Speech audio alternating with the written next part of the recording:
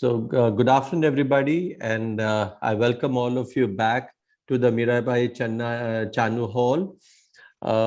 We've got a very astute speaker today with us who's going to talk to us about managing dysglycemia-based chronic disease, the serendipitous story of dapagliflozin.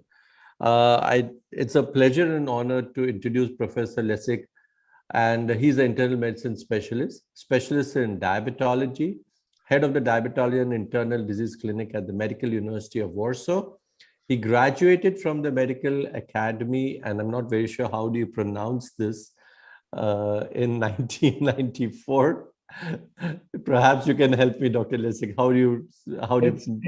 Well, we pronounce it Łódź. It means boat, ship.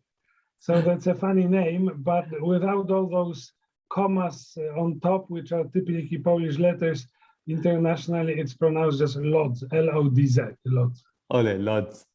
Yeah. Thank you very much. He completed foreign training and research internships in Oxford, London, and Wakefield, Massachusetts, and Miami.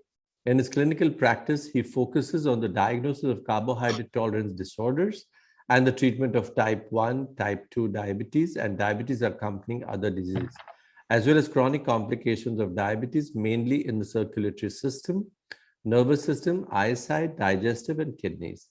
He pays special attention to the principles of using oral agents and insulin. So I give the stage to you, Dr. Lessig, for a wonderful lecture that we are waiting to hear, and that's on managing dysglycemia-based chronic disease, the serendipitous story of dapagliflozin. Over to you, sir. Oh, thank you very much for your extremely kind introduction. It's an honor and a pleasure to be part of any meeting in India, and I've been fortunate enough to be invited a few times to the online meetings I understand you have many of them. This is, however, the first time I'm ever part of any conclave. Conclave in our tradition is the meeting of bishops. This is the moment when bishops meet to elect a new pope, and you have to be not just a bishop, you have to be a cardinal. So this is the first time I'm participating in conclave, and thanks very much for this as well. Thank you. So I hope you can start seeing my slides. I put them in presentation mode. I hope you can see them. Yes, we can. You'll have to just make it full slide. Okay, thank you. So I was invited to speak briefly on managing dysglycemia-based chronic disease. This is an elegant name which covers diabetes and complications, as I understand it. And using the example of dapagliflozin, I would like to tell you this serendipitous story of this drug. But you can look at it at a broader sense. In a way, it's a good representative of all, with some differences between the drugs, but of all SGLT2 inhibitors group. So it is a serendipitous story, and it is also a story of being humble.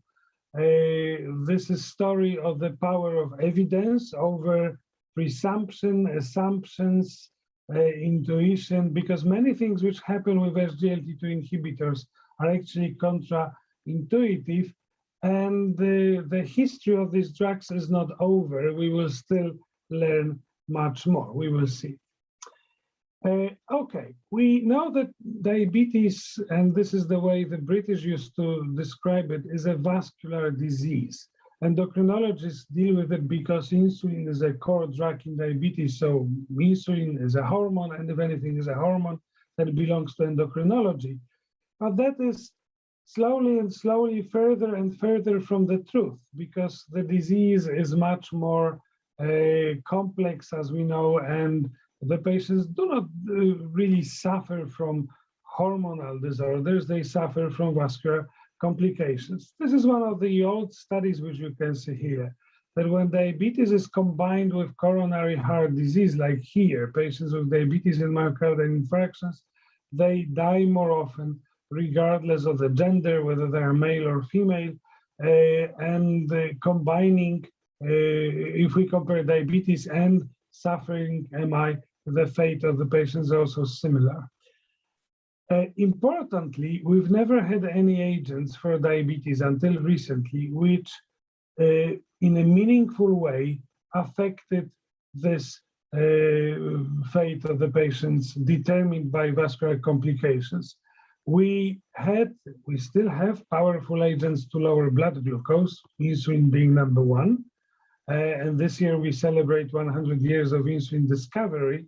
But this did not affect, has not affected the course of vascular damage in diabetes. And although over the course of years at the turn of the centuries, we were able to see, this is a Swedish example, we were able to see the decline in mortality within the first year after MI. You can see here the 15-year course of follow-up. Still, patients with diabetes, shown here in green, remain at a higher risk of death when they develop MI. So what we achieved in decreasing vascular complications or cardiovascular risk, it was achieved not thanks to diabetes treatment. It was achieved thanks to better hypertension control, better treatment of dyslipidemia, less smoking, better nutrition, things like that, but not so much with diabetes treatment. And it all has changed in recent, not even a decade, in recent 5-6 years. The serendipitous story started with a series of, let's say, tragedies or some negative events in the history of metabolic pharmacotherapy. If we look back to as early as 1997, there was a drug called dexfenfluramine. I'm not sure if it reached India, but it was popular in Europe. It was produced by Servier, was called isolipan, and it was used in obesity treatment. It was on the market for about 3 years, but then was withdrawn because of evidence that it caused valvular disease in the heart. Then we had one statin, serivastatin, produced by Bayer, which was very powerful. It was stronger than even rosuvastatin, but it also caused rhabdomyolysis and disappeared from the market after about 1 year. These all drugs were licensed and put on the market and were used by physicians. Then we had rimonabant, the drug which was used, the trade name was Acomplia, was used by in several European countries for obesity treatment as well. Quite effective, good studies in diabetes. It was pretty quickly put on market, but it caused the exacerbation of depression and most notably led to the increased risk of suicide. And it was withdrawn in 2008.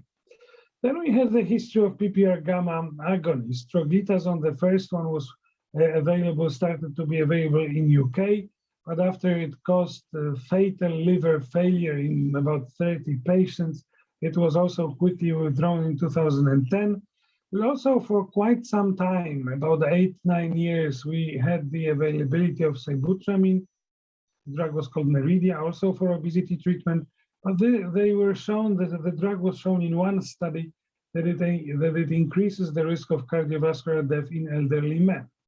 And the final step here was rosiglitazone, which was suspected in 2007 that it might increase the risk of myocardial infarction. This actually has not been confirmed, but the drug was withdrawn in Europe. It's still available in US, and it's called Avandia, as you know. So after this series of blunders, FDA decided, as we know, to issue kind of a guidance telling the industry, okay, if you want to make business in the US, and this is a gold mine for pharmaceutical companies, you can get as much money as you want by selling drugs. Their drugs are expensive, especially insulin, which is quite outrageous for us from European perspective, but it's also due to the characteristics of US insurance policy, health insurance policy, which works there. FDA issued the guidance that you have to check and told to the companies, you have to check whether your new drugs, which you are going to put on the market, are safe in terms of cardiovascular safety. And of course, if FDA tells you jump, you jump. So the companies follow suit, and they follow this guidance. And this is what happened. Many companies, virtually all companies, which wanted to come with a new drug for diabetes, they started their cardiovascular safety trial. And 2008 was the moment when guidance was issued, and very quickly, mostly DPP-4 inhibitor companies managed to put up the studies, and they ran the studies like, say, Vortimi, Examine, and TICOS. Those studies were largely negative. I mean, negative. They showed safety, but this is where the serendipity starts here. The expectations were raised so much by the companies before the publications of these studies. You might remember that we all expected that these drugs will show something more. Before the publications of TICOS or Examine, there were meta-analyses showing that DPP-4 inhibitors might decrease cardiovascular risk. These studies are still available. But the study, the TICOS is number one here because it was the largest of longest duration, clearly showed that gliptins, being good drugs for glucose lowering, they do nothing more. And at that moment, I remember the discussion, there was even editorials published in New England Journal of Medicine, that probably FDA got it all wrong. They made companies spend millions of dollars to study the safety of new anti-diabetes agents, and all for nothing. I mean, okay, drugs are safe, but we don't expect drugs to be unsafe at this level of development. They all have the pre-registration studies, first, second, third phase. And this is just making company spend a lot of money in vain, while this money could be allocated to a better research, more innovative, and simply bringing new drugs sooner. And then the autumn of 2015 came, September 2015, EASD annual meeting in Stockholm, where EMPA-REG outcome results were published. And all then changed, as we know. But this, I will refer to it in a moment, this already was the moment when we had SGLT2 inhibitors available. I'm using this sculpture of Peeing Boy. This is the symbol of Brussels. Brussels, as you know, is the capital of European Union, and that's an official and elegant way of showing passing waters, and I hope no one is offended. So SGLT2 inhibitors arrived in Europe in the form of dapagliflozin. This was 12th of November of 2012. And as you may realize now quickly, this was like 2 days before World Diabetes Day. And this was done on purpose. European Commission just wanted to, in a way, celebrate World Diabetes Day. And they allowed the first drug from this group in Europe. In US, the first SGLT2 inhibitor was canagliflozin. This was produced by American company, Johnson & Johnson, while dapagliflozin, as we know, is produced by AstraZeneca, global company, but largely a British, Swedish, British, Scandinavian company. So the drug called Forxiga in pharmacies was put on the market. It is now marketed by AstraZeneca and produced at that time. It was British Myers Squibb. That was the name of the company. And the representative of BMS came to us and was telling us to prescribe dapagliflozin, telling us how it works, how these drugs works, and we know it, of course, that they block the sodium glucose transporter in proximal tubules in the kidney, and thus they stop reabsorption of glucose in the kidneys. But this picture is very much obsolete. We now know that SGLT2s work not just here, or at least they do work here, of course, but the effect of this blockade, inhibition of SGLT2, is going much farther than just stopping reabsorption of glucose. And as you may remember your reactions, we were extremely skeptical. We were just knocking on our heads and saying, it's kind of a stupid idea to make people have glycosuria, while if you're as old as me, I remember times when when glucose meters were just entering. It was mid-90s, I was graduating at the time, and many patients controlled their glucose or got the information about glucose diabetes control by taking urine sample to the lab every 2 weeks. This was the tradition. And they measured, and in the lab, they measured whether there is glucose in the urine or not. If there was no glucose, of course, the patient heard from the doctor, your diabetes is well controlled. This was the pre-glucose meters era. And it was just 25 years ago. And now we are causing mega glycosuria. And of course, infections must be related to it. So we were really, really skeptical. And this skepticism was well justified. If we look at the literature, this is the description of diabetes from 17th century, from an English book. And it says that you can see here that why the piss of those that are sick of this disease is sweet like honey. And diabetes was called a pissing evil because people with diabetes just pissed a lot. And now we are just causing it. Cannot be reasonable and cannot bring any good. I remember my own impression. And as I said, this was the lesson in being more humble and wait for evidence. November 2012, dapagliflozin arrives in Europe. July 12, there is an editorial in the Lancet telling us that SGLT2 inhibitors treatment is actually turning symptoms into therapy, and we also had to concede with that. So we know about dapagliflozin when it arrived to our pharmacies, that this is a drug which works well in terms of lowering HbA1c. We can see here 2-year follow-up and the long-term efficacy, maintained efficacy in lowering HbA1c, and that it also was effective in weight reduction. The patients lose about 300 calories per day using SGLT2 inhibitors, and this was also maintained for 2 years. And this is all what we expected. We heard from time to time about mycotic infections from our patients, but we were far from being enthusiastic of prescribing these drugs.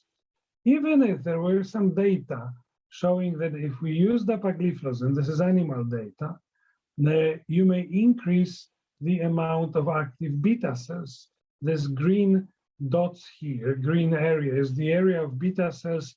On the left-hand side, you can see an islet of Langerhans before and after dapagliflozin treatment.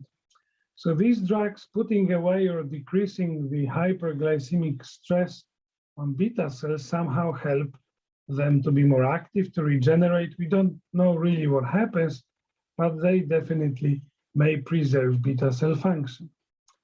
But our attitude until 2015 was similar to this picture, when the lady comes to the doctor and she's saying, look, I feel much better now when I have run out of those pills you gave me at the last visit. So our skepticism was also joined with that sort of reaction from the patients, especially that we were not very much pushing these drugs to the patients. And then, as I said, November 2015, EMPERG outcome is published, the results of the study is published, and we all know it very well. An immense decrease in cardiovascular death occurring at the very beginning of the prescription of this drug. We now know that one of the main drivers, clinical drivers for this cardiovascular risk reduction is reduction in the risk of hospitalization for heart failure. And it also occurs very early on, which also means it's very clear that it is not related to glucose lowering effect, or very little. It's just impossible that if we lower glucose, we will see any effect in cardiovascular system within weeks. It would have to take months, if not years, to affect cardiovascular system just by lowering glucose, blood glucose levels. We were also surprised 6 months later in June 2016 when the data from EMPERAG outcome were shown at the American Society of Nephrology meeting that it also decreases the risk of progression of chronic kidney disease. While we were happy thinking it would be good if drugs like dapagliflozin will not deteriorate kidney function because they may just cause infections. So this was really the lesson of, wow, I mean, everyone was surprised, including the companies. Boehringer Ingelheim producing as empagliflozin did not really expect these results with their study. Very soon after, we had the results for dapagliflozin in a very similar study, this cardiovascular safety series of studies. And the study with dapagliflozin was called DECLARE. It was the third in series with SGLT2 inhibitors. We had EMPERAG outcome for empagliflozin, CANVAS for canagliflozin, and DECLARE published in November 2018. And this was the study which was different from the others in terms of the number of participants, over 17,000. And these patients were also relatively healthier. There were many patients who just had multiple risk factors who were enrolled into this study, while in EMPERAG outcome, patients had cardiovascular disease which was already established. So they were more sick patients. In DECLARE study, we had patients more representative to our daily practice. The study was a global one, and you can see here that there were patients recruited both in Poland and also in India. So a pretty good representative study for the patients from all over the world. The mean age of patients was 64. They were not ideally controlled, 8.3. From your region, about 13% of patients came from Asia Pacific. A few patients with heart failure, though, only 10%, as you can see here, and minority had established cardiovascular disease. So this is the difference with EMPERAG outcome. The drug, although it was not the intention of the study, lowered HbA1c by about 0.4%, lowered body weight, and also lowered blood pressure, systolic blood pressure by close to 3 millimeters of mercury. And the discussion of these effects, how much they contribute to the decrease in cardiovascular risk, is actually still ongoing. It's very difficult to dissect it. The primary endpoints were a little bit disappointing, I might say, because you could see that cardiovascular risk combined with heart failure, with a risk of hospitalization of heart failure, this is the left-hand figure, this was reduced in a statistically significant manner by about 17%, so this is an elegant reduction. But if you look at MACE, those major cardiovascular events, this is the reduction here, was not statistically significant. The explanation and thinking that this was a disappointment is, however, not justified. This was simply a little bit healthier, not even a little bit, a healthier population, and it would, to see the difference in reduction in cardiovascular death, for example, as a study would have to last a few years longer. But cardiovascular death and risk for hospitalization for heart failure, which was predefined endpoint, was a success here. The similar successes was in decreasing renal risk by 24%, no effect on all-cause mortality. And because this was compared to EMPERAG outcome, as I said, this was kind of a disappointing, but it's quite easy to be explained. Also, if we think if timing is everything, as we say, so if DECLARE was presented before EMPERAG outcome, this would be great news, and everybody would be cheering the study results. This was the third study, and the expectations were high, but it simply could not have been fulfilled with this study design. DECLARE was put in front of or put in comparison with CANVAS and EMPERAG outcome studies, and still even if not statistically significant, the tendency to reduce cardiovascular risk was clear. This is the upper part of this figure. But if we look at this combined endpoint of cardiovascular death and hospitalization for heart failure, the risk is reduced quite similarly in all these three studies. The greatest in EMPERIC outcome, the lowest in DECLARE, but still a very similar effect on cardiovascular risk. So the companies, when they already in 2018, 2017, or immediately after EMPERIC outcome was shown, the results were shown, it was clear that heart failure is something the companies should concentrate on.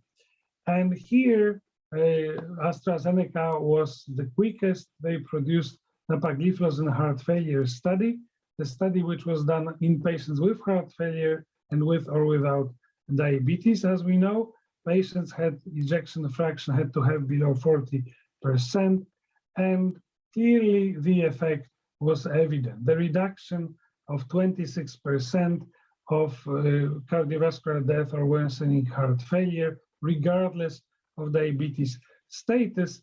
And also very importantly, dapagliflozin shown here in the study, it wasn't the aim of the study, but it was clearly shown that using dapagliflozin delays onset of type 2 diabetes.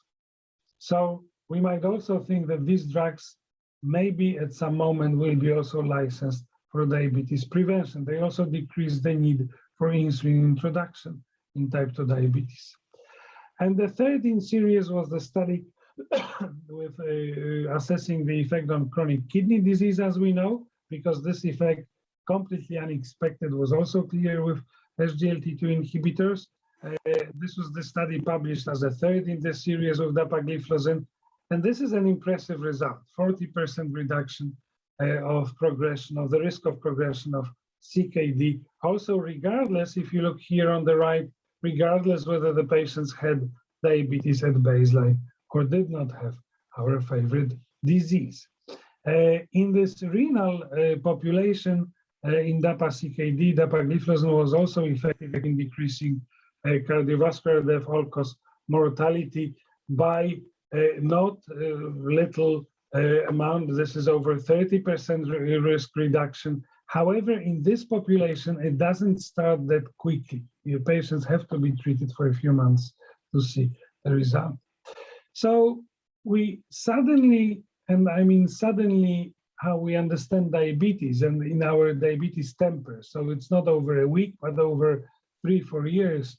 We saw the immense effect of SGLT2 inhibitors on the vascular risk, on the history of vascular complications development, with a relatively good safety profile. If we look at safety results in these three studies here, really the differences with placebo are none, with one exception. Genital infections are a little bit more often than with placebo, but in clinical practice, it really affects few patients. Patients has to be warned that something like that may occur, and the hygiene regimen, if increased, it can only decrease the risk of genital infections, but they do occur, and we all know it.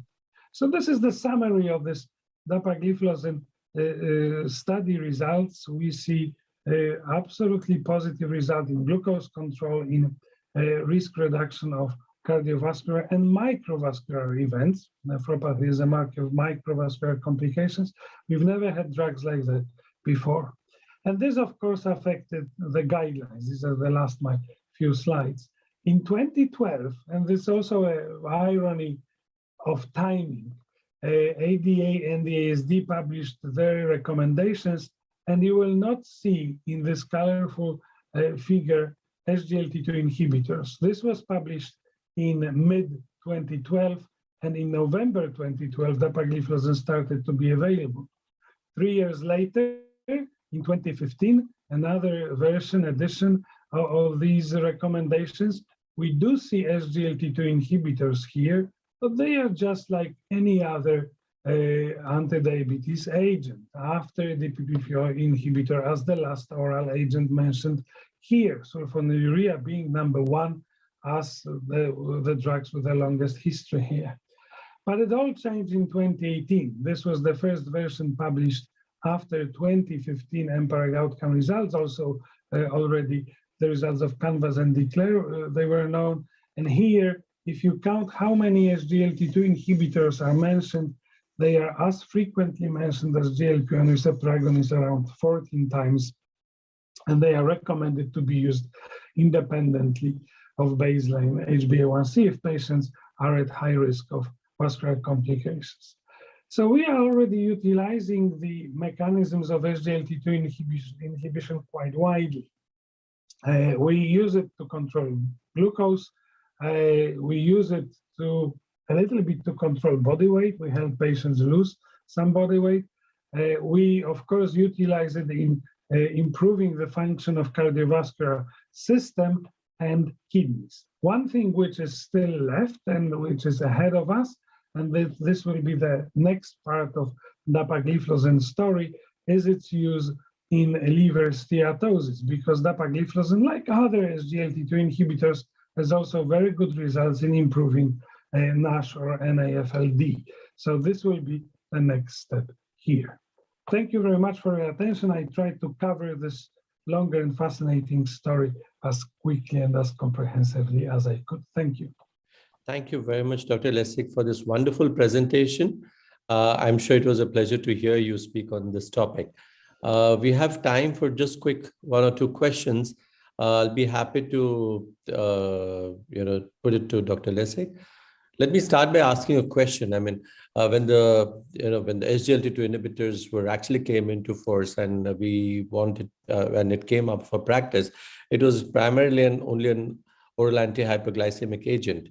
Over time, it has transcended and it's gone, across boundaries into the realms of cardiologists and nephrologists. And now, for somewhere, we have also decided that, they are also useful for patients without diabetes. How did the initial ethical committees decide that they could include patients who didn't have diabetes for this, for the molecule? So how did the ethics committee could approve this?